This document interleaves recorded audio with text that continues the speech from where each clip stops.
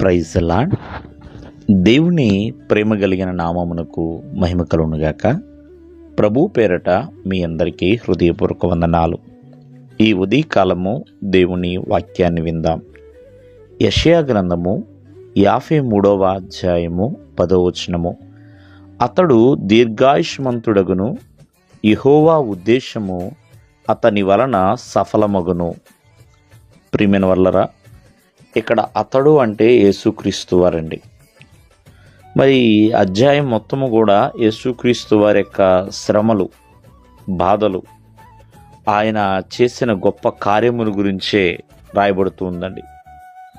జాగ్రత్తగా ఆలకిస్తే దేవుని యొక్క ఉద్దేశము అతని వలన సఫలమగును అంటే యేసుక్రీస్తు వారి వలన దేవుని ఉద్దేశము సఫలమవుతుంది.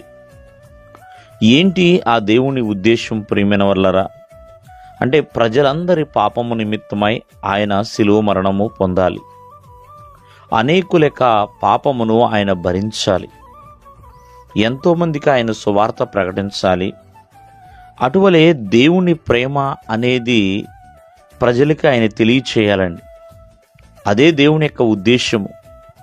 ఎంతోమందికి ఆయన విమోచకుడిగా, ప్రియమైన వాళ్ళరా, స్వస్థపరిచే దేవుడిగా, సమాధానం ఇచ్చే దేవుడిగా ఆయన శరీరధారిగా ఉన్న దినముల్లోనే ఆయన చూపించాడు.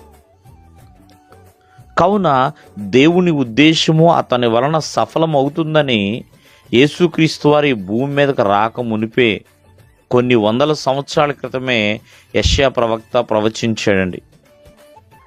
కావున మరి యేసుక్రీస్తు వారు తన తండ్రి యొక్క ఉద్దేశాన్ని నెరవేర్చాడండి. ఆ ఉద్దేశాన్ని సఫలీకృతము చేశాడు.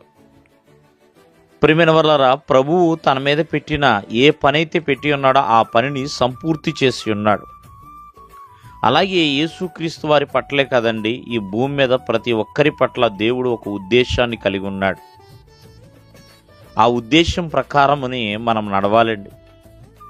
ఇర్మియా పుట్టినప్పుడు ప్రియమైన వాళ్ళ బాలుడుగా ఉన్నప్పుడే తల్లి గర్భములో పిండముగా రూపింపబడక ఉన్నపే నేను నిన్ను ప్రతిష్ఠించుతుని అన్నాడండి, ఏర్పరచుకుంటుని అని. కావున ప్రతి ఒక్కరి పట్ల దేవుడు ఒక ఉద్దేశాన్ని కలిగి ఉన్నాడు.